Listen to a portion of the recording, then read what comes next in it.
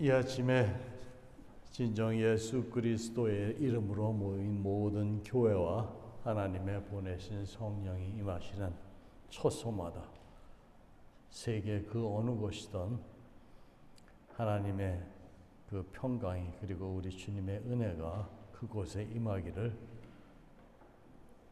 우리 예수 그리스도의 이름으로 함께 기도합니다. 오늘은 교회력으로 성령 강림 주일입니다. 오순절 성령 강림은 말 그대로 성령께서 하늘로서 강림하신 날을 기념하는 날입니다. 예수께서 유월절 어린 양으로 십자가에 못 박혀 죽으셨다가 사흘 만에 부활하신 후 40일 동안 부활하신 몸으로 지상에 계시면서 특별히 제자들에게 자신을 친히 보여주셨고 하나님 나라에 관한 일들을 말씀하시면서 본인이 승천하시면 성령께서 곧 강림하실 것도 알려주셨습니다. 예수께서 지상의 사역을 모두 마치시고 승천하신 후 바로 열흘 10일이 지났을 때 예루살렘 마가 다락방에 모여 주님의 언약을 기다리며 기도하고 있던 120명의 성도들에게 성령께서 임하셨습니다. 구약 성경에서 이미 여러 선지자들이 예언했고 또한 예수께서도 말씀하셨던 바로 그 성령이 그들 모두에게 강권적으로 임하셨습니다. 그래요, 그들은 성령으로 충만하여 자기들이 알지 못하는 방언으로 하나님의 큰 일을 선포했습니다. 여기서 말하는 이 하나님의 큰 일이란 곧 온 세상을 향한 하나님의 구원을 선포한 것입니다. 그때가 오순절이었습니다. 유월절 어린 양으로 십자가에 달려 죽으신 때가 바로 유월절이에요. 그 유월절에서 바로 50일이 지난 그 절기를 유대인들은 오순절로 지킵니다. 바로 그 오순절날 성령 강림이 있던 거예요. 성령 강림 이전 시대와 이후 시대는 한 가지 뚜렷한 차이가 있습니다. 성령 강림 이전 시대에는 성령께서 하나님께서 쓰시고자 하는 소수의 사람들에게 간헐적으로 그 성령이 임하셨습니다. 그러나 성령 강림 이후에는 예수 그리스도를 믿는 모든 성도들의 심령과 교회에 성령께서 임하셔서 내주하십니다. 그러면 성령께서 그렇게 강권적으로 강림하셔서 이제는 모든 성도의 심령과 교회에 내주하시는 그 이유와 목적이 무엇입니까? 사도행전 1장 8절 말씀에 따르면 성령께서 내주하시는 가장 중요한 이유와 목적은 성도와 교회로 하여금 온 세상을 향한 하나님의 구원 계획을 이루기, 성취하시기 위하여 성령을 받은 자들로 예수 그리스도의 증인이 되도록 하게 하심이에요. 이를 달리 표현하면 우리 성도의 심령과 교회에 성령께서 임하시는 이유와 목적은 성도와 교회로 하여금 주님의 몸, 곧 우리의 그 몸, 육신이 주의 손과 발이 되어서 주께서 바라시고 원하시는 성령의 열매를 풍성하게 맺게 하시기 위해서입니다.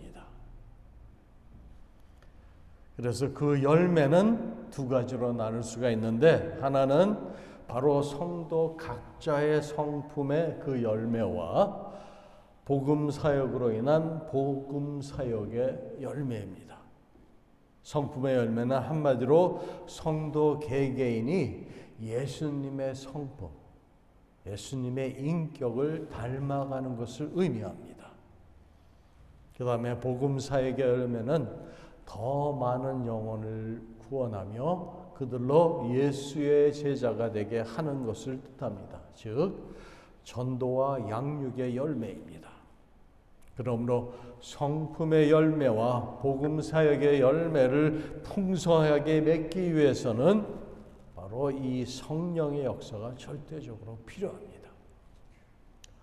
흔히 우리는 구약의 율법을 크게 도덕법과 제사법으로 나누어 말합니다. 대표적인 도덕법이 여러분들이 잘 아시는 십계명입니다. 이를 요약하면 하나님 사랑, 이웃 사랑입니다. 즉 도덕법의 핵심은 바로 사랑입니다. 그런데 사랑의 계명에서 가장 중요한 것은 어느 정도까지 사랑해야 하느냐 하는 것입니다. 하나님을 사랑하되 몸과 마음과 뜻과 성품을 다해 사랑하라고 성경은 말합니다. 그리고 이웃을 사랑하되 자기 몸을 사랑하는 것처럼 사랑하라고 합니다. 이 사랑의 계명을 온전히 지킬 수 있다면 그 사람은 예수님의 말씀대로 구원을 받고 영생을 얻습니다. 그래서 구약의 관점에서 율법을 지키면 구원을 받는다는 것을 이를 역으로 우리가 말하자면 반대로 율법을 지키지 않으면 그에 응당한 처벌 심판을 받는다는 뜻이기도 합니다. 율법을 어겨 죄를 지으면 결국 하나님의 진노와 심판을 받을 수밖에 없다는 것이 이 율법의 선언입니다. 그러므로 죄에 대한 사망과 심판을 선언하는 것이 율법의 내용이지만 새 언약, 복음은 우리를 죄와 사망에서 살려내는 굿뉴스, 좋은 소식입니다. 하나님께서 온전한 복음의 실체, 하나님의 큰 일을 드러내셨는데 그것이 바로 예수 그리스도를 통한 율법의 완성입니다. 즉 예수께서 십자가에서 죽으신 것은 하나님 아버지의 뜻을 따라 죄인인 우리를 그 율법의 저주 곧 사망에서 건져내어 다시 살리기 위해서였습니다. 그리고 예수님께서 진정으로 하나님 아버지와 그리고 우리를 죽기까지 사랑하셨기 때문에 자신을 십자가에 못 박히게 하신 것입니다. 이로써 도덕적 율법의 요구인 사랑을 온전히 성취하신 것입니다. 그래요, 하나님께서도 우리를 향하신 당신의 사랑을 독생자 예수가 십자가 죽음을 통해 확증하셨습니다. 곧 하나님의 아들, 당신의 독생자 예수의 죽음을 통하여 하나님의 사랑을 우리들에게 보여주신 거예요. 예수 그리스도의 십자가 사건으로 하나님의 인류를 향한 온전한 사랑이 드러났으며 또한 성취되었습니다. 그러하기에 예수님의 십자가 사건은 복음의 핵심, 바로 코어, 가장 중요한 부분입니다. 그렇게 예수께서 이르신 이 새 언약은 영원히 변경되지 않을 약속입니다. 그리고 이 약속은 꼭 성취되어야 할 하나님과 우리와의 언약임을 성경은 말해주고 있습니다. 이는 신실하신 하나님께서 우리에게 약속하셨기 때문입니다. 그런데 이 약속의 성취는 예수님께서 재림하시는 마지막 날로 미루어진 성취가 아니라 예수님을 영접하는 그 순간부터 성취되는, 그리고 그 성취 과정에서 마지막에 우리 주님이 재림하시는 그때에 완성되어질 그러한 언약인 것을 우리가 오늘 이곳에서 그 성취의 상당 부분을 경험할 수 있는 그러한 약속입니다. 이를 간단히 설명하면 새 언약의 영광스러운 성취는 예수님을 마음에 영접하는 그 순간부터 시작되고 이를 우리가 누리게 된다는 거예요. 그래서 이 새 언약에 대해서 바울이 고린도 교인들에게 바로 오늘 말씀으로 그리스도의 편지로 비유하여 말하고 있습니다. 오늘 본문 말씀 3절을 보세요. 3절에 너희는 우리로 말미암아 나타난 그리스도의 편지니 이는 먹으로 쓴 것이 아니요 오직 살아계신 하나님의 영으로 쓴 것이며 또 돌판에 쓴 것이 아니요 오직 육의 마음판에 쓴 것이라. 이 말씀이 뭘 의미합니까? 새 언약을 비유로 표현함에 있어서 예수님을 영접한 사람들의 그 마음판에 쓰인 그리스도의 편지가 바로 새 언약이라는 거예요. 그리고 3절 하반절에서 이는 먹으로 쓴 것이 아니라 살아계신 하나님의 영, 곧 성령으로 쓰신 편지라고 오늘 말씀하고 있습니다. 그 옛날에는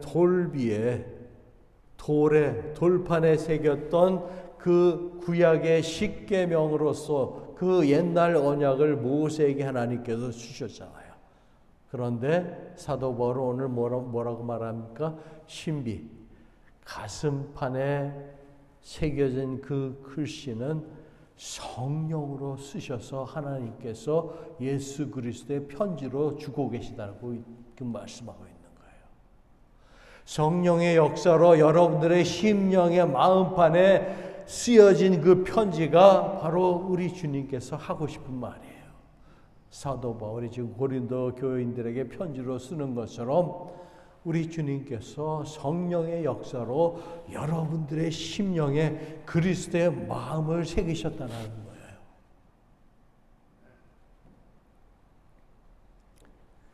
(6절) 말씀을 보세요. 그가 또한 우리를 새 언약의 일꾼 되기에 만족하게 하셨으니 율법 조문으로 하지 아니하고 오직 영으로 함이니 율법 조문은 죽이는 것이요 영은 살리는 것이니라. 옛 언약과 새 언약의 역할을 대비하여 설명하고 있습니다. 돌에 새긴 율법 곧 옛 언약은 우리를 죽이는 것이며 성령으로 우리의 마음판에 새긴 새 언약은 우리를 살린다고 말하고 있습니다. 그리고 9절에서는 옛 언약은 사람을 정죄하지만 새 언약은 사람을 의롭게 한다고 말하고 있습니다. 여기서 justification, 칭의를 다시 사도 바울이 말하고 있습니다. 이를 풀어 설명하면 돌에 새긴 율법, 옛 언약은 육체의 온전한 행위를 요구합니다. 그러나 그 행위에 미치지 못하면 정죄되고 심판을 받습니다. 그런데 그 율법 아래 온전하심을 입을 육체가 세상에 하나도 없다고 성경은 말합니다. 그래서 모든 육체의 마지막 종국은 결국 사망입니다. 그러나 새 언약은 사람을 살립니다. 뿐만 아니라 율법을 지킬 수 있는 능력까지 공급을 합니다.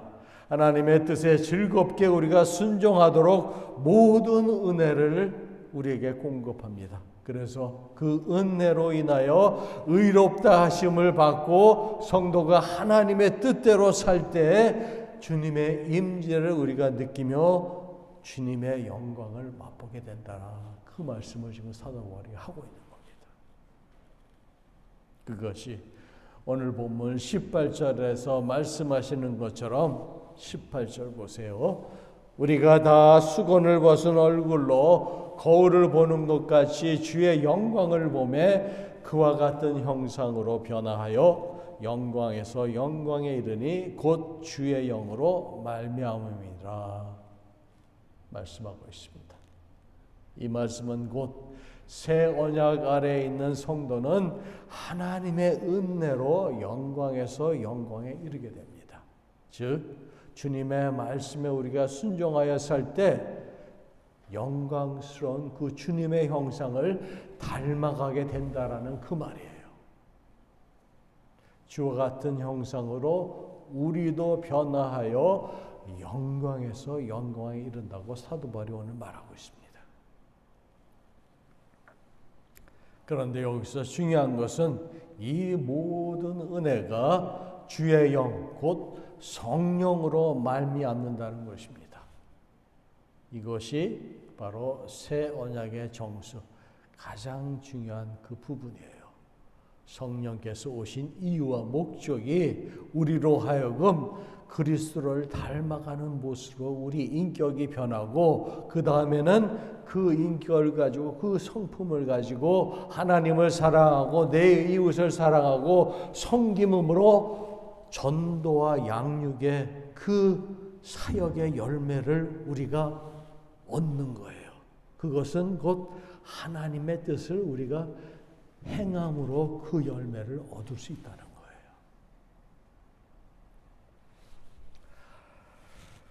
이 새 언약에 대해서 구약 성경에서 이미 예언하였으되 그 대표적인 구절이 에스겔서 36장 26절 27절 말씀입니다. 잘 들어보세요. 또 새 영을 너희 속에 두고 새 마음을 너희에게 주되 너의 육신에서 굳은 마음을 제거하고 부드러운 마음을 줄 것이며, 또 내 영을 너희 속에 두어 너희로 내 율례를 행하게 하리니 너희가 내 규례를 지켜 행할지라. 이 말씀처럼 새 언약의 중심은 성령, 곧 새 영을 하나님 백성들의 마음속에 두시겠다고 말씀하시면서 그 영의, 새 영의 도우심으로 주님의 백성들의 마음이 새롭게 되고 부드럽게 되어서 능히 하나님의 율법을 지키도록 하시겠다는 하나님의 말씀입니다. 예수님께서도 제자들과 헤어지시면서 새 언약의 성취를 약속하셨습니다. 말씀하시되 내가 너희를 떠나는 것이 너희에게 유익하니라. 그것은 하나님께서 오래전에 약속하신 새 언약의 성취를 위해서이다. 내가 가면 너희에게 보혜사 성령을 보낼 것인데 그 성령께서 너희 마음에 자리 잡아 너희를 진리 가운데로 인도하실 것이다. 그래서 너희들은 능히 하나님 아버지의 뜻을 이루는 자들이 될 것이다. 이 말은 성품의 열매와 사역의 열매를 풍성하게 맺게 되어 하나님 아버지를 기쁘시게 할 것이며 너희가 내 증인이 될 것이다. 이렇게 말씀하셨어요. 요한복음 14장과 16절 내용의 말씀입니다. 서두에서 언급하였듯이 부활하신 예수께서 승천하시기 바로 전에도 새 언약의 성취인 성령의 강림을 최종적으로 제자들에게 약속하셨습니다. 이 약속의 첫 성취가 오순절날 120명의 문도들이 모인 예루살렘의 한 다락방에서 이루어졌습니다. 성령께서 그들 가운데 강림하셨을 뿐만 아니라 그들의 심령 가운데 들어가 자정하셨습니다. 그때부터 그들은 성령의 사람이 되었습니다. 그때부터 새로운 시대가 그들 앞에 열렸습니다.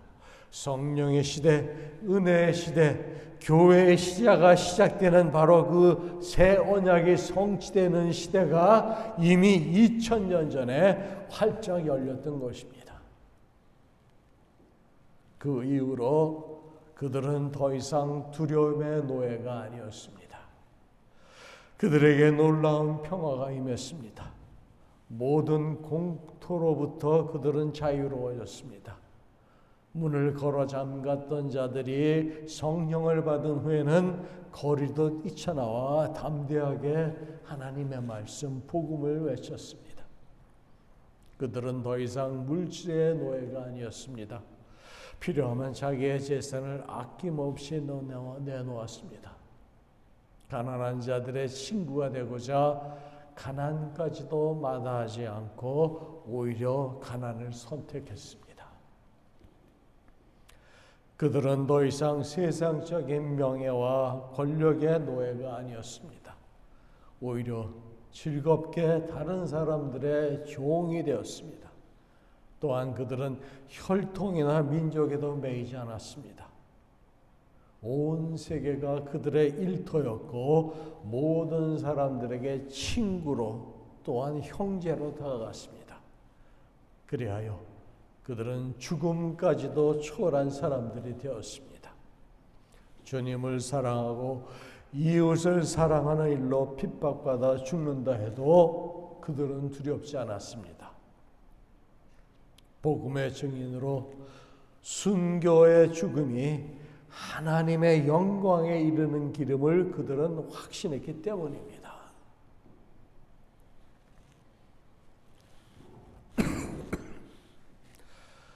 그 어떤 것들도 그들을 막을 수 또한 속박할 수도 없었습니다. 죽음까지도 말입니다. 성령께서 그렇게 그들을 참 자유자가 되게 하셨습니다. 그리고 그들은 주님과 복음을 위해서 새 언약의 일꾼으로 사는 것이 너무나도 뿌듯하고 자랑스러웠습니다. 두려움에 떨던 그들이 어떻게 그렇게 바뀌었습니까? 바로 오순절날 임한 성령의 역사 때문입니다. 주님께서 약속하신 새 언약의 성취 때문입니다. 그들에게 성령이 임했고 그들의 마음이 변화되어 새로워졌기 때문입니다. 그런데 이 새 언약의 성취가 비단 초대교회 성도들에게만 해당되는 것이 아니라 오늘 이 자리에 여기서 예배드리는 우리 모두에게도 해당되는 주님의 언약이라는 거예요. 믿으십니까? 여러분은 이미 예수님을 영접하셨습니다. 그러면 여러분들의 마음속에 이미 성령님께서 내주해 계십니다. 이는 신실하신 주님의 약속이자 또한 선포입니다. 그러므로 여러분 앞에도 놀라운 은혜의 세계가 지금 활짝 열려 있다는 거예요. 여러분 속에 계신 성령님으로 말미암아 여러분도 영화롭게 될 것이라고 사도 바울이 지금 말하고 있습니다. 그러면 어떻게 하면 그 은혜를 충만하게 마음껏 누릴 수 있을까요? 여러분 속에 이미 내재하신 성령님과 매일 끊임없이 교제하시면 됩니다. 순간순간 겸손하게 성령님의 인도하심과 도우심을 의뢰하시면 됩니다. 그러면 성령께서 여러분들에게 갈 길을 가르쳐 주실 것입니다. 어떻게 살아야 할지, 또한 어디로 가야 할지 말씀해 주실 것입니다. 그리고 그 길을 올바로 갈 수 있도록 주님의 뜻에 말씀에 거슬리지 아니하고 순종할 수 있도록 신령한 지혜와 능력도 공급해 주실 것입니다. 이것이 바로 우리 믿는 성도가 승리하는 비결이자 방법인 것입니다. 세상을 이길 힘이 바로 여기에 있어요. 세상을 오복함하고 우리가 세상의 빛의 소금으로 우리의 직분을 감당할 수 있는 방법이 바로 여기에 있습니다. 그리하여 여러분들을 통해 여러분의 가정과 교회와 일터에서 만나는 사람들에게 하나님의 축복이 넘쳐 흐르게 하는 축복의 통로로 여러분들을 사용하십니다. 그러므로 우리가 성령님을 온전히 의지할 때 우리도 살고 이웃도 살게 되는 거예요.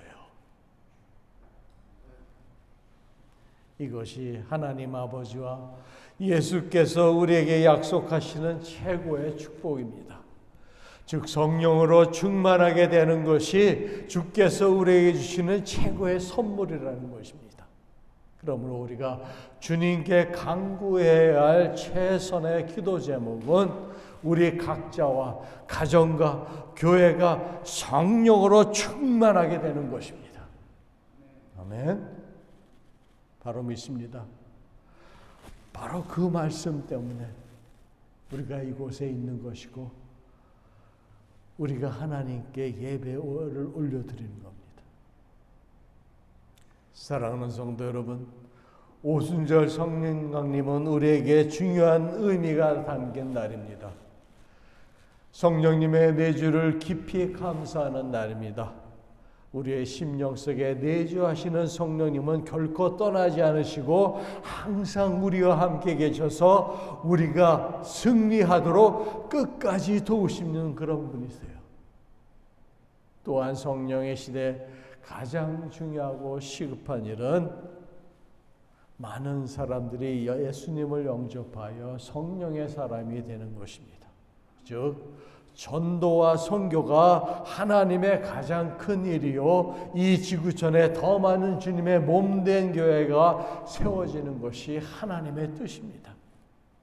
그리고 그 옛날 예수님의 제자들도 그랬듯이 성령으로 충만하기를 사모하는 날입니다.